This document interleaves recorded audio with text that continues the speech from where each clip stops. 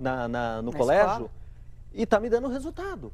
Dentro de um fórum da escola, então, quer dizer, olha a extensão que o processo foi tomando. Então, começou a resolver uma questão em casa e aí já passou para uma área educacional, já estava na escola, quer dizer, já estava a ferramenta ajudando, lógico, ela abriu e explicou o processo para a filha estava aplicando isso na escola. Então, quer dizer, já foi muito mais além do que só o relacionamento pai-filho. Mas que tipo de problema um pai tem que eles procuram um coach?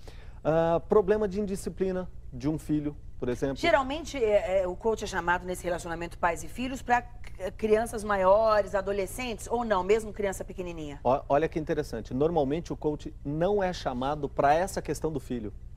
Descobre-se isso durante um processo. Muitas vezes a pessoa vai trabalhar um coach de vida para falar assim, eu não estou satisfeito com a minha vida pessoal, não estou satisfeito com o meu relacionamento. E aí vai trabalhar relacionamento, onde muitas vezes, aquilo que nós conversamos, ele vai trabalhar uma questão de valores. Então, muitas vezes, a família é algo muito valioso, é um valor para ele. E ele, por uma série de outros fatores, sejam profissionais, enfim, carreira, o que seja, ele não está dando tanta atenção para a família. E aí o problema em si não estão nas pessoas da família, ou seja, no filho, na esposa em si. Muitas vezes está nele como pai, como chefe de família. E aí, nesse trabalho de valores, ele começa a identificar isso, começa a perceber, muda, e aí aquela velha história.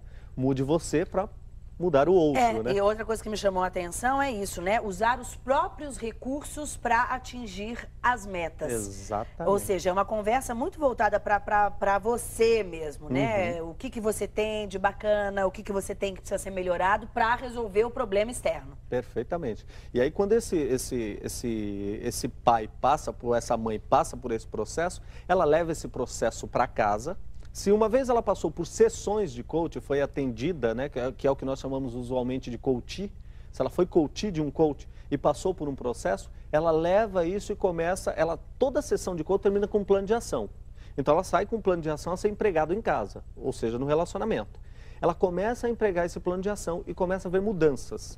Numa próxima sessão, outro plano de ação. E vai afetando as outras pessoas que estão ali de forma positiva. Quando essa mãe ou esse pai passa por uma formação e se tornam coaches, aí é muito mais fácil ainda o processo. Por quê? Porque eles chegam e aplicam o processo diretamente em casa. Nas pessoas que estão, seja na esposa, né, no caso do marido, ou no filho, na filha, e começa a ver grandes benefícios acontecendo. E esses cursos de coaching, hoje eles estão disponíveis, por exemplo, só na sociedade? Ou isso é uma coisa que já está sendo levada para dentro das universidades? Ainda não em universidades. O que existe hoje em algumas... Nem fora do país? Nem fora do país. O que existe em algumas universidades são acompanhamentos de coach de carreira. Para o profissional que entrou numa carreira, começar a perceber se ele está no caminho certo, se é aquilo que ele quer e se é aquilo que ele quer, traçar um plano de ação para a carreira dele no futuro. Algumas e muito poucas universidades fazem isso, muito pouco. Agora, esse de relacionamento não existe. Os cursos de formações são ministrados basicamente pela Sociedade Latino-Americana de Coaching, então são cursos com certificação internacional, tem um reconhecimento e uma aprovação internacional por institutos europeus. Então nós trazemos uma questão que é muito coaching integral, que não existe essa abordagem no Brasil, né? Que vem muito do Kim Wilber, né, que é um grande pensador, e traz toda essa abordagem de coaching, focando o que é a elevação do nível de consciência.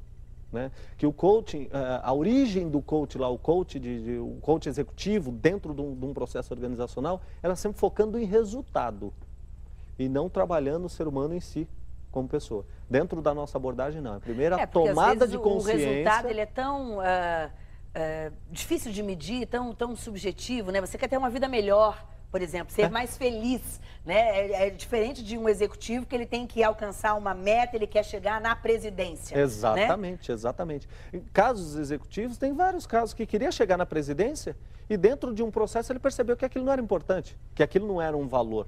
Eu tenho o caso de um cliente, que até ele autoriza a contar, né? Que ele queria chegar num processo, ele queria chegar à diretoria de uma grande empresa e quando foi trabalhando valores com ele, na quarta, quinta sessão de coach, ele começou a perceber que uma coisa muito importante para ele, um valor para ele, era conexão com pessoas. E ele percebeu que chegando à diretoria, ele ia perder essa conexão, né? Chegando à presidência, ele ia perder mais ainda. Para que acontece happy hour? A gente brinca. Para que acontece happy hour? Para falar mal do presidente. Então, quer dizer, se ele é presidente, não pode estar com as pessoas. Do chefe. Ele não poderá estar com essas pessoas. Então, perdeu conexão. né? Então isso é um valor para ele. Ele falou, não, vou ficar onde eu estou e vou desenvolver metas em cima de onde eu estou.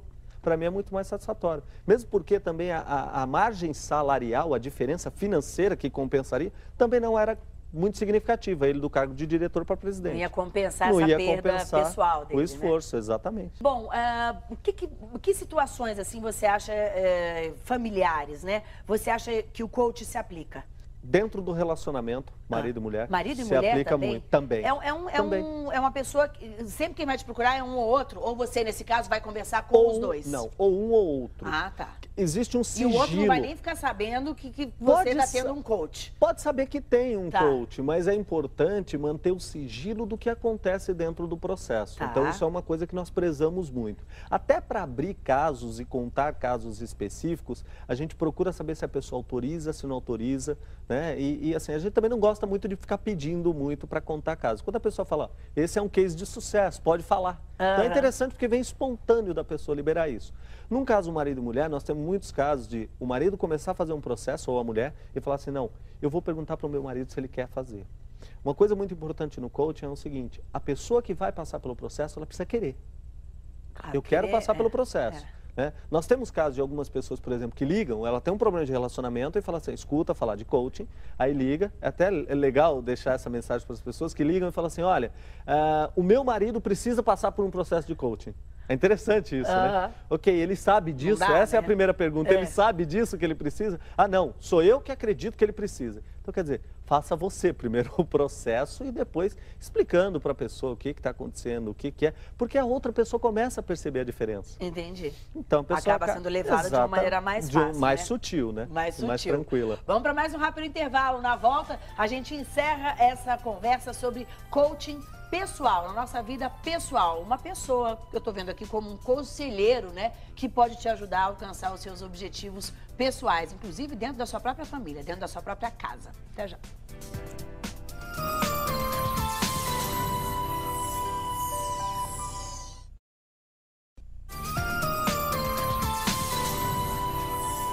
Mulheres em Foco hoje está falando sobre o coaching pessoal, coaching em família, nos relacionamentos, por exemplo, entre marido e mulher, pais e filhos. E antes da gente ir para o intervalo, eu estava aqui conversando com o Sullivan França e falei que o coach era tipo um conselheiro. E no intervalo ele falou, não é bem assim. Não pode ser confundido um coach com um conselheiro porque o coach não dá conselho. De forma alguma. O coach nunca vai dizer o que deve ser feito. Nunca. De forma alguma. Estabelece um processo de coaching. Dentro desse processo é usado várias ferramentas, vários testes, aplicado isso. E o coach, como eu já disse, ele vai sempre fazer pergunta para fazer você encontrar em você as respostas que você precisa. Então o coach não vai te ajudar nunca, nunca. Nunca um coach deve te ajudar. Se ele te ajudar, não é coach que ele tá aplicando. Pode ser consultoria, pode ser mentor, pode ser qualquer uma outra coisa.